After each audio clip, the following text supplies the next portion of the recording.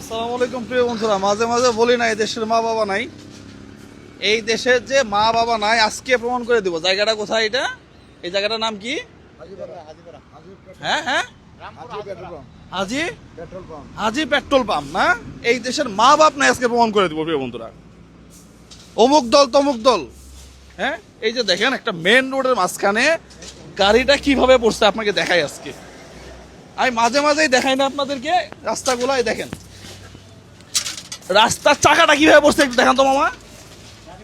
হ্যাঁ না, ভালো করে দেখান, সুন্দর করে দেখান। 0.5 অ্যাক্সিডেন্ট। হ্যাঁ দেখেন অবস্থাটা দেখেন, একটা রাস্তার মধ্যে চাকাটা কিভাবে পড়ছে আপনি দেখেন। এইটা একটা মেইন রোড প্রিয় বন্ধুরা, এইটা একটা মেইন রোড। দেখেন আপনি এই মেইন রোডে আসলেই এইভাবে, এই মেইন রোডে এইভাবে আমার গাড়িটা তো পড়তে পারতো, আমার গাড়িটা পড়তে পারতো। আমার সন্তান আছে, আমার ছোট বাচ্চা আছে, তাদের অবস্থা কি হইতো প্রিয় বন্ধুরা? এই যে দেখেন একেবারেই মেন রোড, হ্যাঁ একেবারে মেন রোড। এটা হচ্ছে পূর্বপাড়া এবং ঢাকা সিটির ভিতরে। হ্যাঁ অবস্থাটা দেখেন, রামপুরাতে রামপুরাতে রামপুরা হাজিপাড়া। হ্যাঁ মামা পিছনে দেখিয়েন। এই হচ্ছে আমার দেশের অবস্থা প্রিয় বন্ধুরা। আসলেই মাঝে মাঝে না আমরা স্তব্ধ হয়ে যাই, বুঝছেন। একটা হাইওয়েতে গর্ত থাকবে, সেই গর্ততে ট্রাক পরে অবস্থাটা দেখেন তো, অবস্থাটা দেখেন। এখন এইগুলা দেখবে কে? এইগুলা দেখার সময় হবে কবে? এগুলো দেখার কোনো সময় নাই, এগুলো দেখার কোনো সময় নাই। এই দেশে বৃষ্টি হইলে রাস্তা নষ্ট হয়ে যায়। এ কেমন দেশ, এই দেশে বৃষ্টি হইলে রাস্তা বন্ধ হয়ে যায়, রাস্তা নষ্ট হয়ে যায়। ঠিক আছে, আসলে বেশি কিছু বলার নাই, বেশি কিছু আর বলার নাই। হ্যাঁ এই হচ্ছে আমাদের অবস্থা। আসলেই ওই যারা রাস্তা করে তাদেরকে যে আমরা একটু ধরবো এটাও ধরতে পারতেছি না। পাশাপাশি আমি দৌড়াচ্ছেন কেন?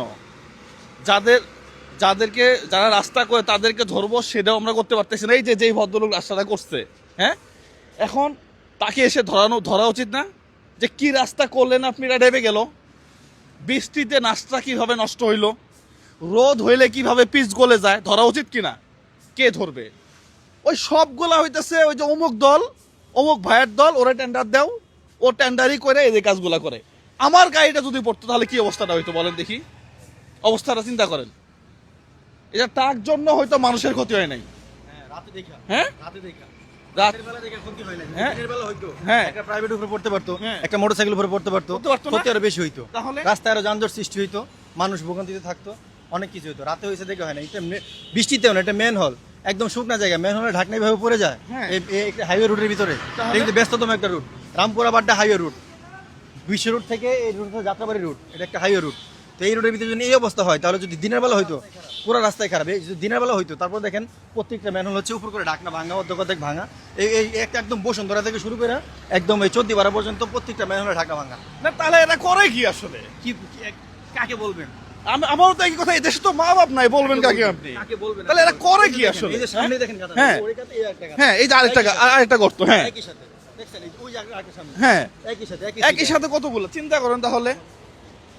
আসলে বলার কেউ নাই, এটা হচ্ছে সবচেয়ে বড় কথা। আমরা খালি দল নিয়ে ব্যস্ত।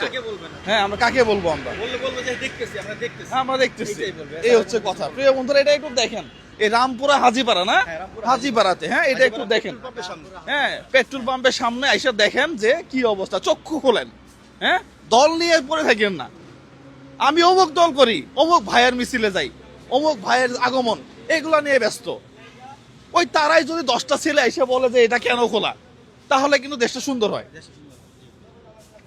তাহলে দেশটা সুন্দর হয়। আমি চিল্লাই, আরেকজন চিল্লায়, অমুক দলের ওই যে ল্যাপটপ যেগুলো আছে ওগুলো এসে চিল্লাও। প্রিয় বন্ধুরা সবাই ভালো থাকবেন, সালামু আলাইকুম।